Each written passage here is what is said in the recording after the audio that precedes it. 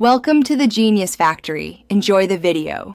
In this video, I will show you how to replace your cabin air filter. First, locate the glove box on the passenger side of your vehicle. Open it and remove all contents. Then, gently press in the tabs on both sides of the glove box. This will allow it to swing down completely, giving you full access to the filter housing. This initial step is crucial for a smooth replacement process. Once the glove box is lowered, you'll see the rectangular housing cover for the cabin air filter. Depending on your model, you might need to unclip a few fasteners or unscrew a couple of small screws. After the cover is removed, carefully slide out the old, dirty filter. Take note of its orientation, especially the airflow direction, as this will be important for the new filter.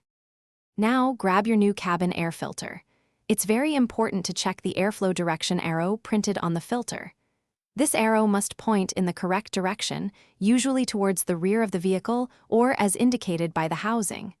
Slide the new filter into the slot, making sure it fits snugly. Then, reattach the housing cover, securing all clips or screws firmly. Finally, with the new filter installed and the housing cover secured, it's time to reassemble the glove box. Gently push it back up until it clicks into its original position. Give it a quick test to ensure it latches securely and opens and closes smoothly. Replacing your cabin air filter regularly improves air quality and HVAC efficiency.